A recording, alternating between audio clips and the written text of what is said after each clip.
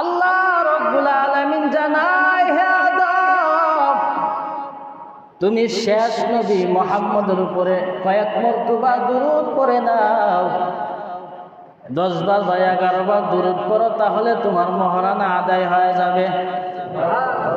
আদম আলাইহিস সালাতু ওয়াস সালাম যখন কয়েক মর্তবা দুরূদ কাপুর শরীফ পড়লেন শেষ নবীর উপরে, মহরানা আদায় হয়ে গেল।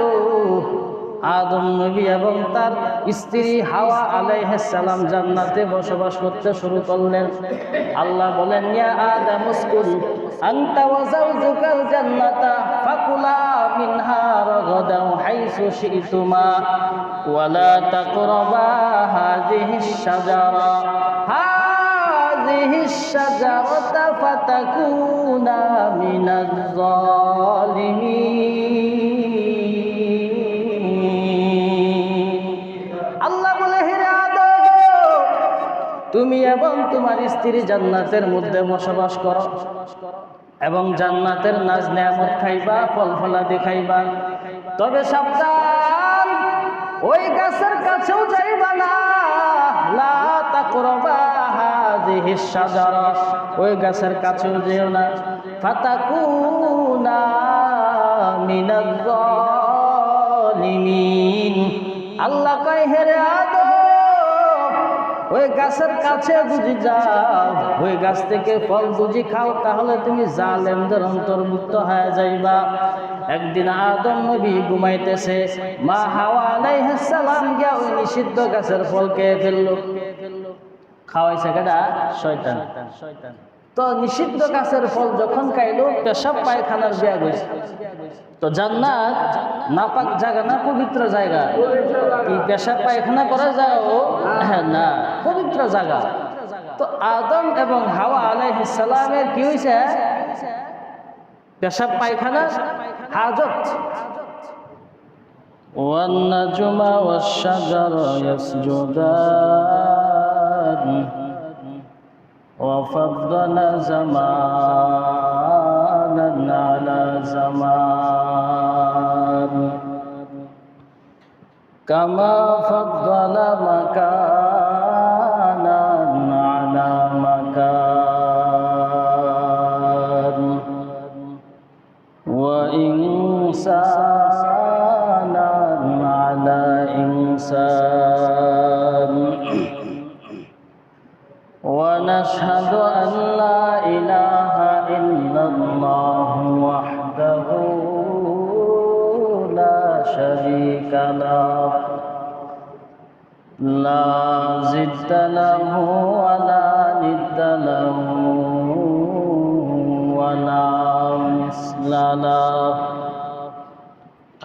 ونشهد أن سيدنا وسندنا وحبيب ربنا وطبيبنا ومولانا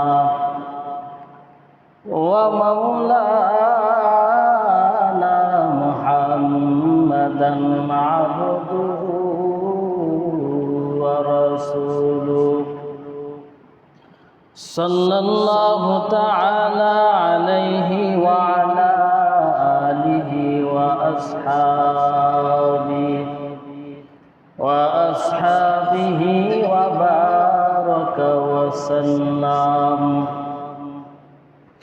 وبارك وسلم تسليما كثيرا الذي أرسله الله تعالى بالحق بشيرا ونذيرا وداعيا إلى الله بإذنه وسراجا منيرا.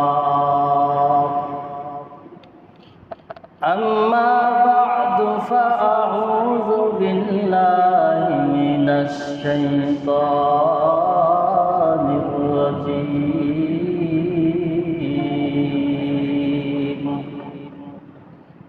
بسم الله রহমানির রহিম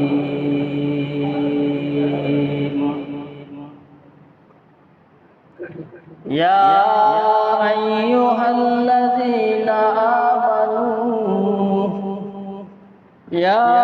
আইয়ুহাল্লাযীনা আমানু ইসতাঈনু বিস-সাবরি ওয়াস-সালাহ ইন্নাল্লাহা মা'আস-সাবিরিন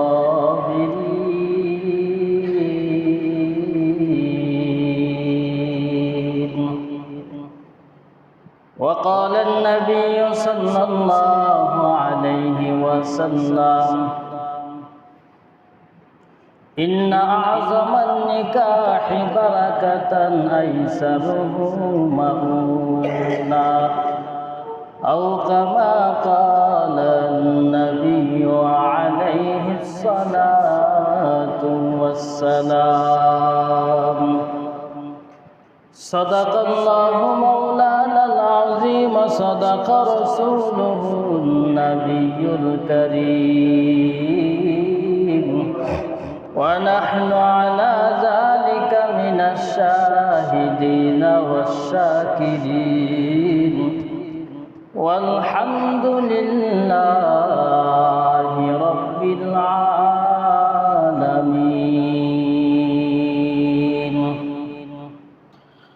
سبحانك لا علم لنا إلا ما علمتنا إنك أنت العليم الحكيم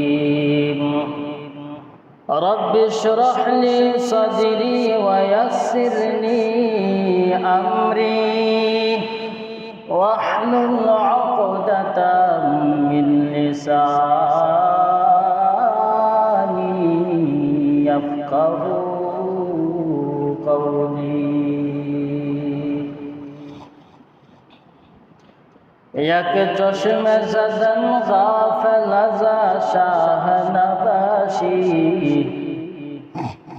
یک چشم زدن غافل از شاه نباشی شاید که نگاه کند آگاه نباشی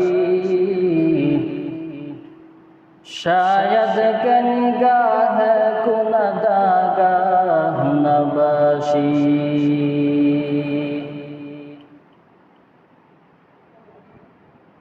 الفت میں برابر کے وفا ہو کے جفا ہو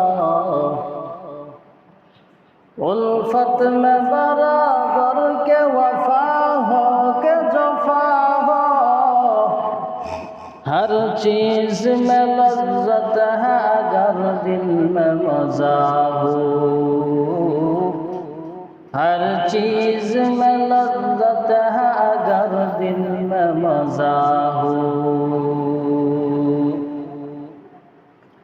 مقبول تو ہے شاذ ہے قابل تو بہت ہے عینات مانند تو نہیں دل تو بہت ہے عینات مانند تو نہیں دل تو بہت ہے الحمدللہ نہایت قابل احترام রব্বে কারীমের দরবারে হাজারো শুকর যে আল্লাহ তাআলা আপনি আমাকে দুনিয়ার সমস্ত কাজকর্ম থেকে ফারেক করে 10 মায়ের 10 সন্তানকে আপন হয়ে আল্লাহ পাকের কাছে প্রিয় জায়গা হলো মসজিদ। তো এহেন মুহূর্তে আল্লাহ রাব্বুল আলামিন আপনি আমাকে খারাপ জায়গা বাজার থেকে হেফাজত করে আল্লাহ পাকের কাছে সবচেয়ে প্রিয় জায়গা হচ্ছে মসজিদ, ওই জায়গায় আল্লাহ নিয়ে আসলেন। এজন্য আমরা সকলে অন্তরে অন্তঃস্থল থেকে শুকরিয়া আদান করি আলহামদুলিল্লাহ। আমি আপনাদের সামনে আজকে যে আলোচনা করব তা হচ্ছে শরীয়ত সম্মত বিয়া শাদী। আমগো সমাজে বিয়া শাদী হয় কি হয় না? কি আপনারা বিয়া শাদী করছেন না? কইতে লজ্জা কি, আবার একটু কয়েন। তো সমাজে বিয়া শাদী হয় কি হয় না? হ্যাঁ হয়, একটু কথাবার্তা বলিয়েন নাকি, এতে মজা লাগে। তো বিয়া শাদীর মধ্যে সুন্নত তরিকা ইসলামের বিধিবিধান আছে না নাই? নাই, আরে নাই। থাকলে কার মুসলমানের বিবাহ হিন্দুর বিবাহের মতো হয়? হ্যাঁ, বিবাহ বিয়া শাদী এটা একটা ইবাদত। একদিকে হলো ইবাদত আর একদিকে হলো মুআমালাত, মুআশারাত, লেনদেন। বিবাহ কাকে বলে? কয় বিবাহ বলা হয় স্বামী স্ত্রী এক জায়গায় মিলামিশাকে বিবাহ বলা হয়, একত্রে হওয়া, এক জায়গায় হওয়া। শরীয়তের পরিভাষায় বিবাহ বলা হয় যেই মেয়েটাকে একটা ছেলের জন্য দেখা হারাম, ধরা হারাম, শরীয়ত সম্মত পন্থায় ইজাব এবং কবুলের মাধ্যমে সাক্ষীর উপস্থিতিতে বিবাহ সম্পূর্ণ করা হয়। তো বিবাহের মাধ্যমে যেই মেয়েটা যেই ছেলের জন্য হারাম, বিবাহের মাধ্যমে কি হয়? এটা হালাল হয়ে যায়। তো বিয়া শাদী শুরু হয় জান্নাত থেকে। কোথায় থেকে? কথা বুঝেন না? বিয়া শাদী শুরু হয়েছে কোনটা? জান্নাত থেকে। কোথাতে? জান্নাত থেকে বিয়া শাদীর সূচনা হয়। দুনিয়াতে চলতেছে, আবার জান্নাতে গিয়া শেষ হবে বিয়া শাদীর আসল ঠিকানা। তো জান্নাত থেকে কেমনে সূচনা হয়? পয়গম্বর আদম নবীকে আল্লাহ বানায়া জান্নাতে বসবাস করার জন্য দিলেন। দেখবেন দুনিয়ার জমিনে একটা ছেলে বা মেয়ে যখন প্রাপ্ত বয়স্ক বা বয়স্কা হয়, তখন তার মনের একটা চাহিদা, বিয়া করবে। চাহিদা তাকে কি থাকে না? কথা বুঝেন না? তাকে কি থাকে না? তাকে। তো আদম নবী হলো পুরুষ। তো আদম নবী একা একা জান্নাতে বসবাস করে কেমন জানি লাগে। তো আল্লাহ পাক হাওয়া আলাইহিস সালামকে বানাইয়া আদম নবীর এক পার্শ্বে রাখলেন, আদম নবী ঘুমন্ত অবস্থায়। আল্লাহ পাক আদম নবী এবার ঘুম থেকে উঠিয়া দেখে সুন্দরী নবনী। তো পুরুষের মনের চাহিদা হলো কোনো নারী দেখলে ধরার জন্য আকর্ষণ জাগে, বা হালাল হোক হারাম হোক, এটা তার মনের চাহিদা। তো আদম নবী ধরার জন্য হাতটা বাড়াইলেন। আল্লাহ কয়, হে আদম সাবধান রাখো, হে এমনিতেই ধরা যাবে না। কি করা? মহারানা দিতে হবে। এখান থেকে মহারানার সূচনা। মহারানা দাও। তো কি মহারানা দিব? আদম আলাইহিস সালাতু ওয়াস সালাম ডাক দিয়া বলে, হে মালিক, আমার কাছে টাকা নাই, গাড়ি নাই, বাড়ি নাই, মহারানা কি দিব? আল্লাহ রাব্বুল আলামিন জানায়, হে আদম, তুমি শেষ নবী মুহাম্মদের উপরে কয়েক মর্তবা দুরূদ পড়ে নাও। 10 বার বা 11 বার দুরূদ পড়ো, তাহলে তোমার মহারানা আদায় হয়ে যাবে। আদম আলাইহিস সালাতু ওয়াস সালাম যখন কয়েক মর্তবা দুরূদ কাপুর শরীফ পড়লেন শেষ নবীর উপরে, মহারানা আদায় হয়ে গেল। আদম নবী এবং তার স্ত্রী হাওয়া আলাইহিস সালাম জান্নাতে বসবাস করতে শুরু করলেন। আল্লাহ বলেন, ইয়া আদম উসকুন আনতা ওয়া যাওজুকাল জান্নাতা ফাকুলা মিনহা রাগাদাও হাইসু শি'তুমা ওয়া লা তাকরাবা হাযিহিশ শাজারা হাযিহিশ শাজারাতা ফাতাকুনা মিনাজ যালিমিন।